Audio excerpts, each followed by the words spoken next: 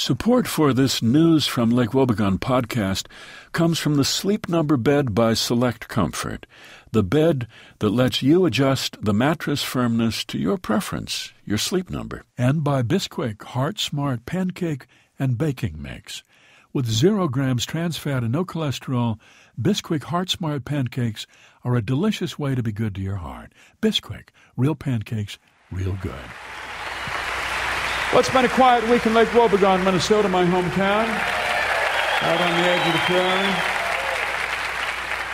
It's been a beautiful summer. It's been a little dry, but the vegetables have been coming on strong, and the tomatoes are coming in, big brown grocery bags full of tomatoes, people trying to give them away to each other. If you want zucchini, just go to church on Sunday. You'll have all you can handle. So rare to us, back in April and May, so everybody planted 12, 14, 16, 18 tomato plants, and each one gives up about a quarter bushel, a half bushel of tomatoes, and now they're about as common as rocks, but still, it's been a sweet, sweet, sweet summer. One of the sweet things was to see the Inquist boy, the pastor's youngest son, turned 17 here this last summer, and somehow back in the spring his skin cleared up, and he started to stand up straight, and he got a different kind of a hair color, and he started wearing contacts, and this nerd suddenly turned into a ladies' man, and here he is down at the beach on the last warm day, sitting there on a big truck inner tube, this lovely boy whose hair has now become blonder for some reason, and he's become attractive, and he's sort of enjoying this, and there's a young woman sitting on the sand beside him, and she's wearing a swimsuit that you have to look close to see it. It's rather small. Women used to be arrested for wearing a whole lot more than that. Striptease artists were wearing parkas compared to what she's got on there. But he's in love with her, or something like that.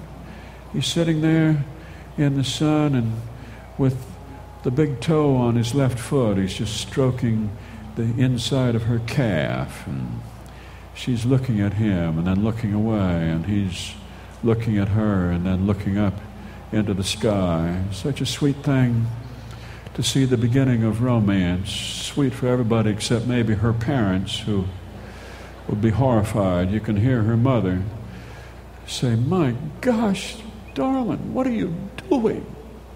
I mean, I'm all for showing some leg, some décolletage, okay, but darling, take a look at yourself in the mirror. You're showing your belly button, and so much below your belly button, you could sell advertising down there.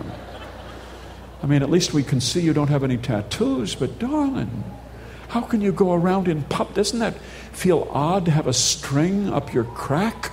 Doesn't that feel strange? Honey, why do you do this? We want you to go to college and have a career of some sort. We don't want you to wind up dancing on a bar and having men, tuck $10 bills onto your G-string. That's not what we have in mind for you, honey.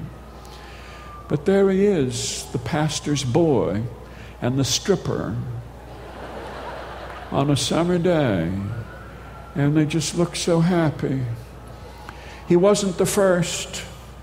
That's all I can say. He wasn't the first.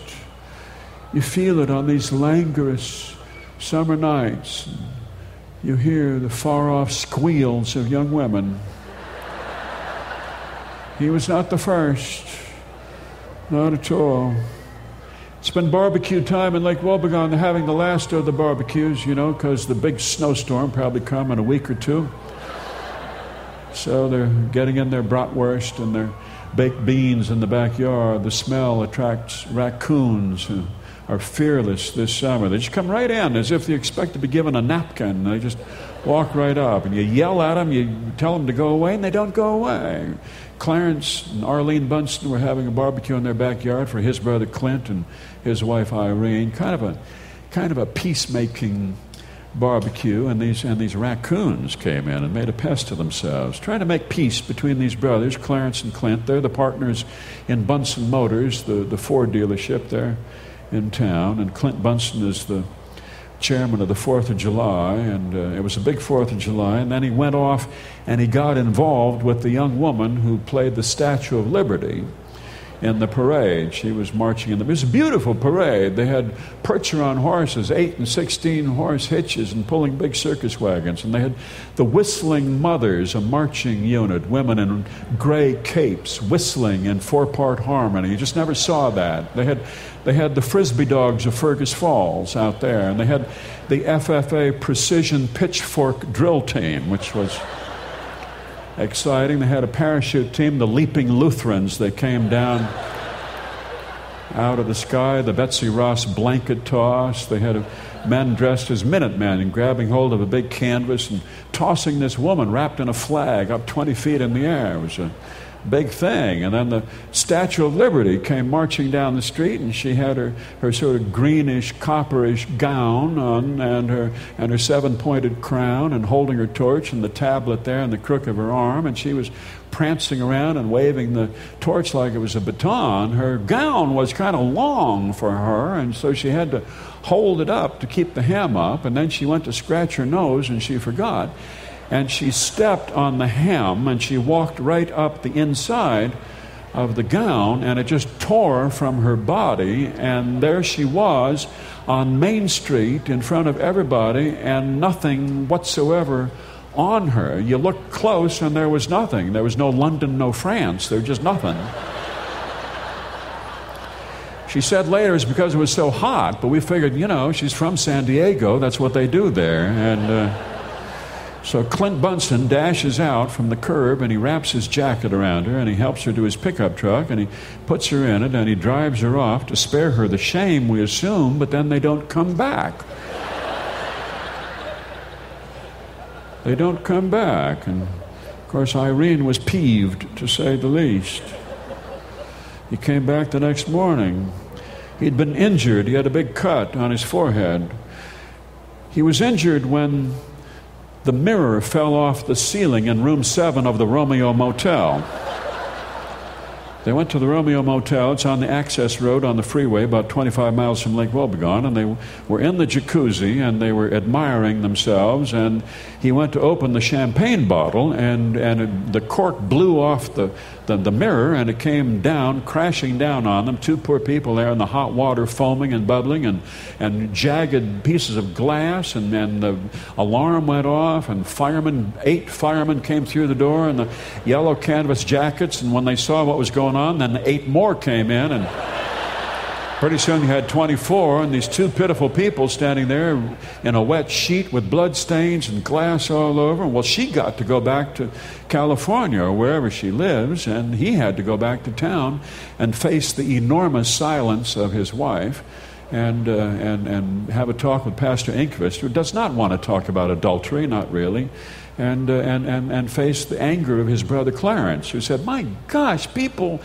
are going to the big car dealerships now. They're deserting us like rats, and you've given them one more reason, moral superiority. You must have eaten dumb flakes for breakfast." Well, they haven't spoken now for all this time, and so they're having the barbecue to kind of smooth things over, and they're not talking about it at all, because that's what people in Lake Wobegon do. They don't talk about it, and there is so much not to talk about. So they're smelling the beans and the brats, and the raccoons come in, and Clarence picks up a rock to drive them away, but it's not a rock, it's a potato, and the raccoons take that as an invitation, and so they sit up on their hind legs, and they're peeling the potato with their little delicate fingers, and Irene, Lutheran Sunday school teacher, mother of 3, tomato gardener, reaches down into her big canvas sack, and she pulls out a Smith & Wesson pistol. And she takes it off safety, and she fires 3 shots. She doesn't hit them, but they dash round behind the garage, and they take off. And she puts it back into her canvas bag. And Clarence says, "Where did that come from?" And she says, "Oh, I've had that for a long time." And then Arlene says, "Well, let's eat." That's my town. This is the town that I come from. These people are not storytellers. These people are glad to skip over it and sweep it on. You're lucky to have me, to tell these stories in some detail, because these people will never tell you. They will never, ever tell you what is going on. I don't come from people who practice any sort of narrative art whatsoever. You ask somebody, how's your brother Bob? You'll say, well, he's fine. He's not Bob anymore. He's Roberta now. Oh, I see. Oh, a she, huh? Yeah. Oh, well, that's interesting. That's all. They don't want to go any farther. I'm too old for that. I'm interested in the truth. I'm not interested in little moral fables about realizing our dreams and actuating the power within ourselves and making ourselves happy and the whole religion of therapy. I'm just not interested in all of those fairy tales. I'm interested in stories, the real thing. It just breaks my heart. They canceled Vacation Bible School in Lake Wobegon this summer. Women do this every year, and women are busy, I know, but Irene Bunsen was the chair.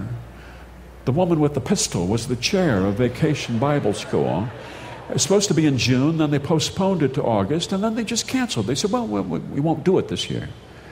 So our kids will not get the story of Noah and the ark and those poor people standing outside in the rain and knocking on the door. Noah, hello.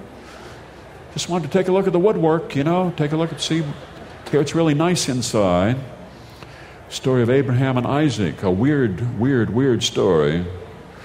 A father who would have killed his son slit his throat had the Lord told him to. But there's the story of David and Goliath, which encouraged you as a child to think that if you hit them in just the right place, they would come down. And, of course, the story of the prodigal son and Jonah and the whale and Daniel and the lion's den. We won't get these stories anymore. Our children, what are they going to do without them? I have no idea. Things are bad enough as they are, though. As you know, if you get the news in Lake Wobegon, Mr. Kruger, who was messing around with the English teacher. And how did it start? Well, he went down for teacher conferences, and his was the last conference of the day. And the conference went on past dusk, and then it adjourned to the Moonlight Bay Supper Club and Resort. And they had a couple of bombardiers, and they started telling each other their story, which was the same story. They were misunderstood, they weren't loved, they weren't appreciated. And so they got into his pickup, and they parked up the gravel road just off the state highway, thinking that was okay. And they steamed up the windows there for a while. And the last thing he ever thought was that lumber truck was going to miss that turn on the state highway and go straight up the gravel road and sideswipe his truck, which is exactly what happened. And that, in fact, was the last thing he thought of just before his body was thrown out onto the gravel. She was just scratched up in mental anguish and that sort of thing. She went off somewhere, and his body was lying out there naked in the gravel, smeared with dirt. And you could see what he'd been up to, because what you think that is what that is. He wore it for safety, but it didn't work, really. So there he is. They took him down to the funeral home. I assume they took that off him. Put him in a coffin, and Pastor Tomerdahl preached a pretty fierce sermon at this funeral to this shocked, grief-stricken Kruger family. He said, "This shows us once and for all that sin will not be overlooked. Your sin will find you out," he said, whereupon his secretary burst into tears.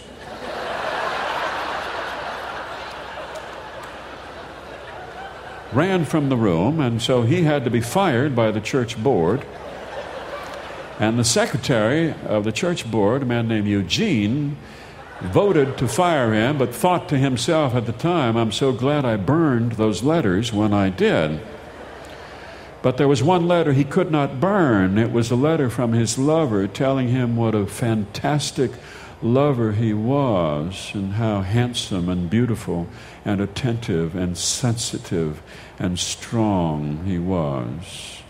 He couldn't bear to lose that, and so he took it down to the library and he tucked it into a book he was sure nobody would ever read, a statistical abstract of American agriculture 1928 to 1939, the chapter on soybeans.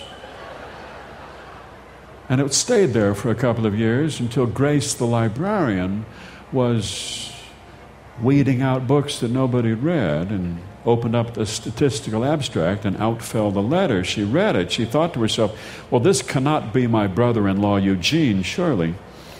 And she showed the letter to her sister, and she said, surely this cannot be Eugene. And her sister looked at it. No, the person described here had nothing to do with her husband whatsoever. But when she showed him the letter, he turned purple. And so he had to be kicked out of the house and go to live with his brother, who thought to himself, boy, Eugene, what a dope. What a dope. I'm the last person they'd ever suspect. I hid my stuff pretty carefully. But of course they found it. It was in the false bottom of a drawer, his DVDs, his weird food fetish, heavy-set people, naked, throwing food at each other, smearing food on each other's bodies. Lentils were involved, mashed peas, baby onions, some rather vulgar parsnips. That's my town, Lake Wobegon, Minnesota. It happens in the summer. It happens on nights like this. I don't care what you do. Go do whatever you're going to do. I don't care. I don't judge you. Just tell me what it is so I can tell the story. I just want to know. That's all I want to know. The Inkvist boy, this golden boy, he just became handsome, just became attractive. Sitting on his parents' back porch, Pastor and Mrs. Inkvist, they're about to go out for the evening. And they walk over to him. He's got little wires coming out of his ears. He's listening to his own music that nobody else can hear. They say, we're going over to Uncle Jack and Aunt Josephine's. Do you want to come? What? He says, we're going over to Jack and Josephine's. Do you want to come with us? No, I don't think so, he says. That's as definite a no as we can do in Lake Wobegon. Leaves the door open a crack, but it means no. Are you sure? They'd sure love to see you. No, I don't think so. Well, are you going out tonight? I don't know, maybe. His way of saying none of your business. Well, are you going out? They say. Yes, of course he's going out. He's going out, if not tonight, tomorrow, next week, sometime. Of course he's going out. What he hears through those little wires is the song of a mermaid. And she's not on this shore, she's on that shore over there. She's that girl in the little swimsuit. To you, just an awkward teenager, but to him, she is a goddess. She is the source of all that is magical. And if he can just love her, she will transform his life and bring grandeur and magnificence to it. Make him someone he can barely dream of. And who can say it's not true? Who can say? That's the news from Lake Wobegon, where all the women are strong, all the men are good looking, and all the children are above average. The News from Lake Wobegon podcast is brought to you by Bisquick Heart Smart Pancake and Baking Mix.